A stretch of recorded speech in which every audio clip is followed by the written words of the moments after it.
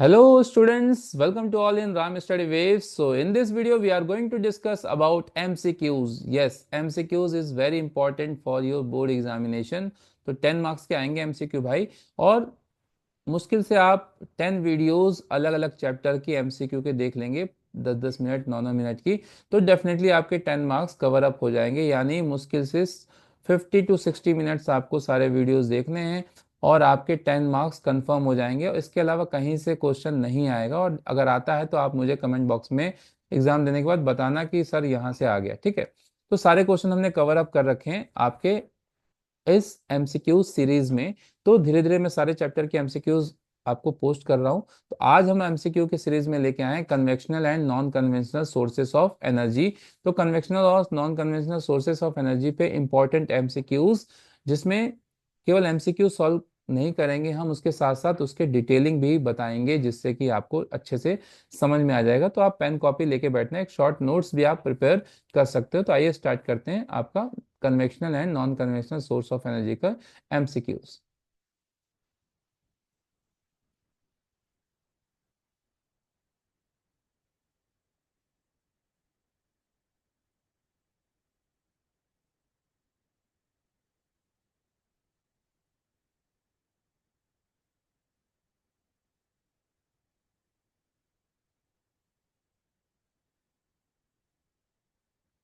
तो his MCQs of convectional and non conventional sources of energy. तो पहले सबसे पहले थोड़ा सा मतलब जान लेते हैं। कन्वेक्शनल का मतलब होता है ट्रेडिशनल सोर्स।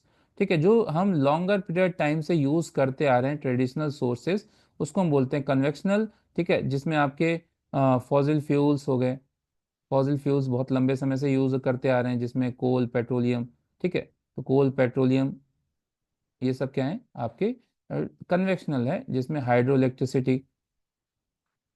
ठीक है, हाइड्रो इलेक्ट्रिसिटी, ये सब क्या है कन्वेक्शनल, जो ट्रेडिशनल है। नॉन कन्वेक्शनल क्या होते हैं? वो जो ट्रेडिशनल में नहीं है, जिसको हमने बाद में इंट्रोड्यूस किया है। ठीक है, नॉन ट्रेडिशनल जो पहले यूज नहीं होते थे, बाद में हमने उसको यूज किया, किस लिए? Because of to save traditional source. ठीक है, जिसमें आपके solar energy, wind energy, tidal energy, ठीक है, जियो थर्मल एनर्जी, इसके अलावा nuclear energy, nuclear power plant वगैरह। अब इसमें आप देख रहे हो तो दो चीजें हैं, दो चीजें समझ लो। एक तो ये कि जितने भी कन्वेक्शनल सोर्सेस हैं, ठीक है, कन्वेक्शनल सोर्स एनर्जी के, वो है non renewable.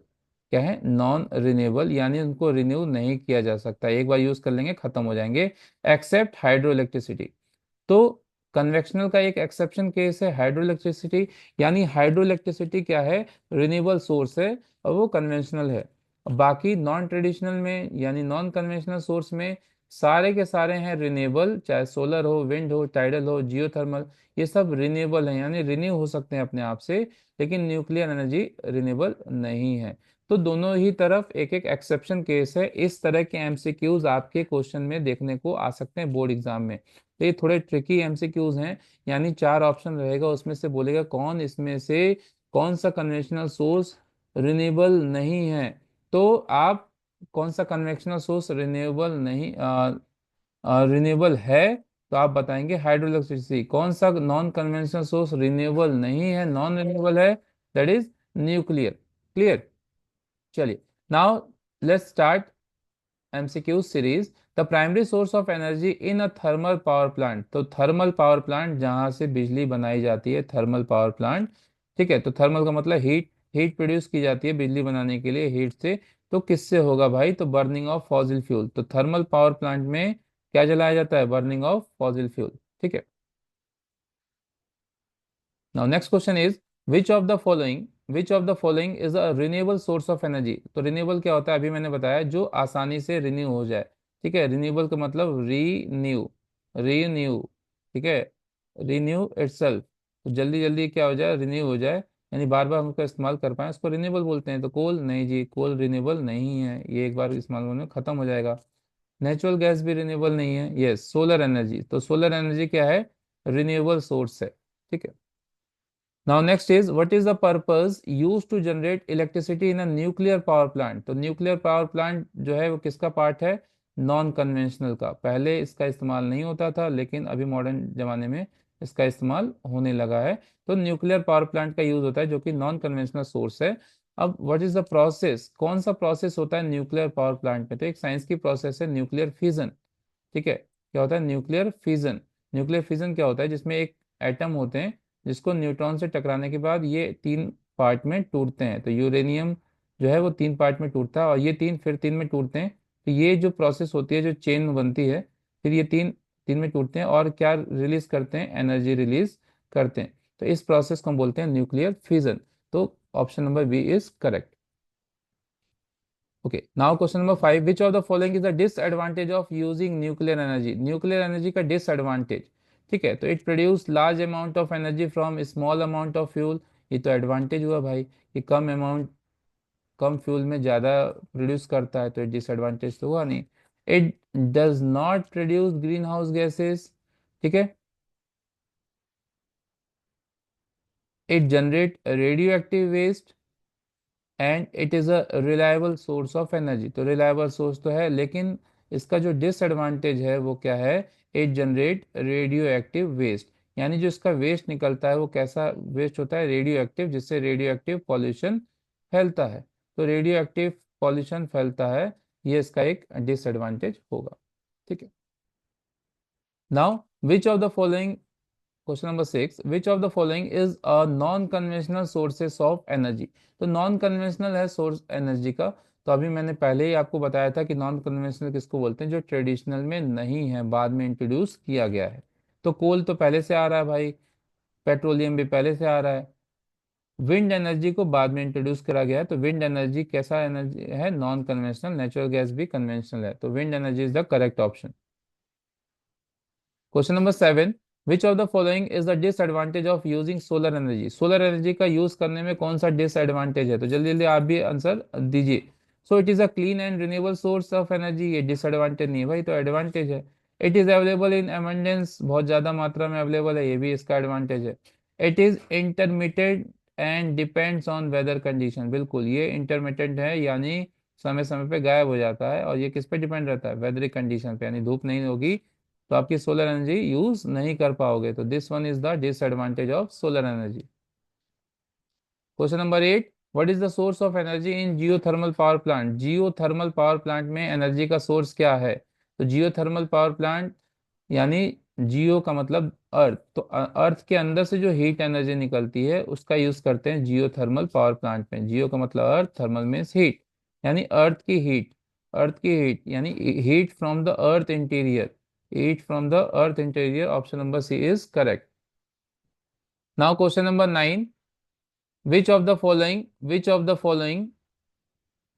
The following is a form of biomass energy? तो बायोमास एनर्जी का कौन सा फॉर्म है? तो बायोमास का जो रिलेशन है वो किससे है भाई? वुड से है, वुड से। ठीक है, तो बायोमास जो है वो आपका वुड है। Biomass is a would.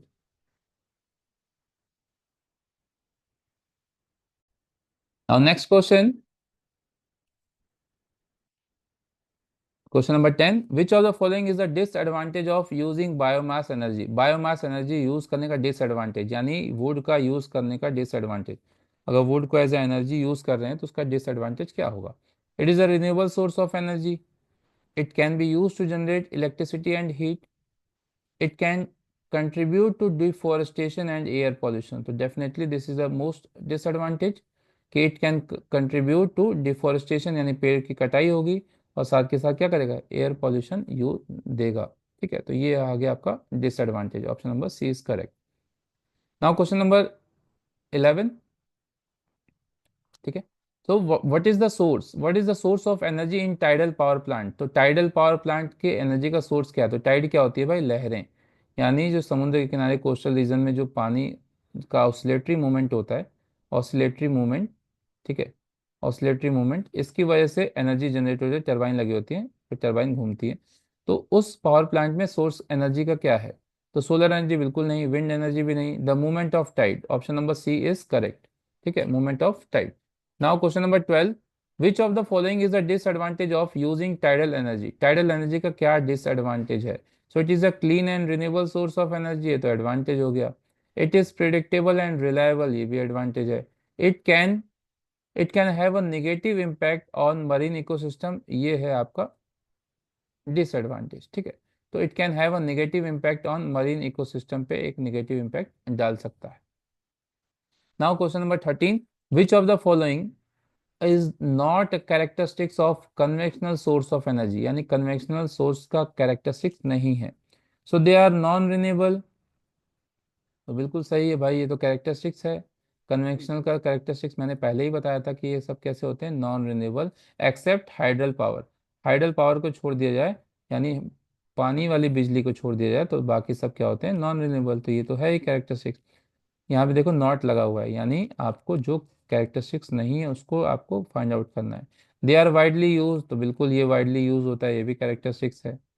They are environmentally friendly, तो ये कैरेक्टरिस्टिक्स नहीं है, ये इन्वायरमेंट फ्रेंडली नहीं होते हैं, ठीक है। इट कॉजेस पॉल्यूशन, तो पॉल्यूशन क्रिएट करते हैं, तो ये है कैरेक्टरिस्टिक्स नहीं है कन्वेक्शनल का, ठीक है।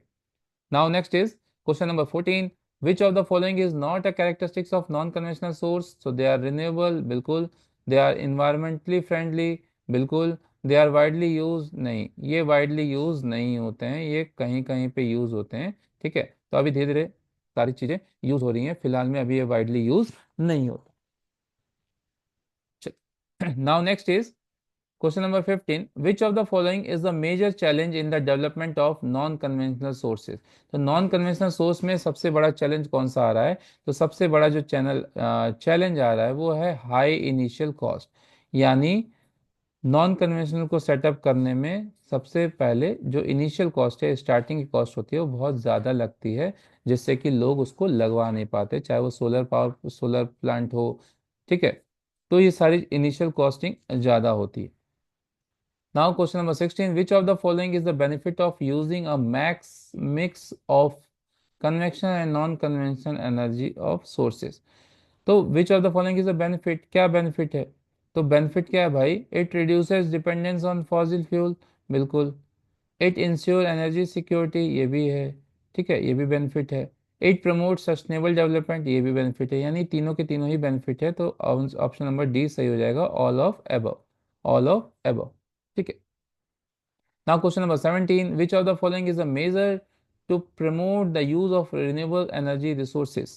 ठीक है, तो इनमें से कौन सा मेजर प्रमोट है रिन्यूएबल एनर्जी सोर्सेज का? तो providing subsidy for fossil fuel, ठीक है।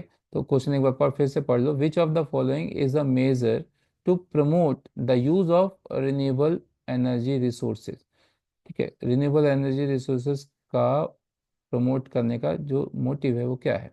So providing subsidies for fossil fuel, investing in research and development of renewable energy technologies, increasing taxes on renewable energy, limiting access to renewable energy resources. So providing subsidies for invest investing in research and development of renewable energy resources, ठीक है। तो इससे ये promote होगा। Now next is, which of the following is a potential consequences of over reliance on fossil fuels? तो climate change बिल्कुल, air pollution भी होगा जी, डिप्लेशन ऑफ रिसोर्सेस, ठीक है, ये तीनों ही होंगे, तो तीनों के तीनों होंगे, तो option number D is correct, all of above. Which of the following is the sustainable approach to energy use?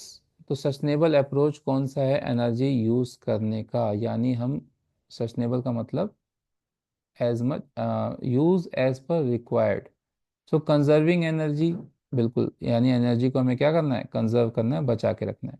Using energy efficiently, जब एफिशिएंट तरीके से यूज़ करना है, तो बिल्कुल ये भी सस्टेनेबल अप्रोच है। सस्टेनेबल का मतलब समझ रहे हो, कि मतलब आपको क्या करना है, ऐसा अप्रोच रखना है एनर्जी के प्रति कि वो जहाँ जरूरत हो वहीं पे आप इस्तेमाल कर पाएँ, फालतू का वेस्ट ना करें, तो कंजर्व करना है, एफिशिएंटली यूज़ करना है। Investing in renewable energy resources, यानी वो एनर्जी रिसोर्सेज पे इन्वेस्ट करना है जो रिन्यूएबल हैं, तो इसका जो ऑप्शन है वो सही हो जाएगा, ऑल एफ अबव, ये सारे के सारे ही अप्रोच हैं आपके, ठीक है। तो होप आपको ये वीडियो पसंद आई होगी। और इसमें सारे के सारे क्वेश्चन मैंने कवर अप कर दिए हैं आपके कन्वेंशनल और नॉन कन्वेंशनल सोर्सेस के। कुछ क्वेश्चंस जो आपके और याद आ रहे हैं मुझे, जिसमें आपका आ गया है डैम के बारे में, तो पूछा जा सकता है लार्जेस्ट डैम के बारे में। ठीक है, which one is the largest dam, तो ये कॉमन सा क्वेश्चन होगा, पूछा नहीं जा सकता है, पूछेगा नहीं अमूमन। लेकिन अगर पूछा जा गया तो भाखड़ा नागल डैम आप लिखेंगे, भाखड़ा नागल डैम, जो कि सतलज नदी पे है। ठीक है, सतलज रिवर पे है भाखड़ा नागल डैम। अगर हम बात करें largest largest dam, sorry longest dam, यानी लंबाई के हिसाब से, तो लॉन्गेस्ट डैम जो है वो हीराकुंड डैम है। हीराकुंड, जो कि है उड़ीसा में, हीराकुंड उड़ीसा, एंड ये है महानदी पे। तो और उसके बाद एक और क्वेश्चन इसमें रहता है ऑयल रिफाइनरी को लेके। तो ऑयल रिफाइनरी को लेके एक क्वेश्चन है कि सबसे बड़ी ऑयल रिफाइनरी कौन सी है। तो सबसे बड़ी ऑयल रिफाइनरी है जामनगर में, रिलायंस ऑयल रिफाइनरी। ठीक है, तो रिलायंस की जो ऑयल रिफाइनरी है वो दुनिया की सबसे बड़ी ऑयल रिफाइनरी है। सबसे ज़्यादा जो सबसे पुराना ऑयल का जो सोर्स है इंडिया में वो कौन सा है, तो डिगबोई, डिगबोई असम है ओल्डेस्ट ऑयल रिफाइनरी, सबसे पुरानी है, ओल्डेस्ट। ठीक है, और सबसे ज़्यादा कहाँ से निकलता है सोर्स, सब, ये तो रिफाइनरी हो गई सबसे बड़ी, और सबसे ज़्यादा सोर्स कहाँ पे इंडिया में, तो मुंबई हाई। ठीक है, चाहे वो फॉसिल फ्यूल हो या आपके नेचुरल गैस हो, मुंबई हाई सबसे ज़्यादा सोर्स है।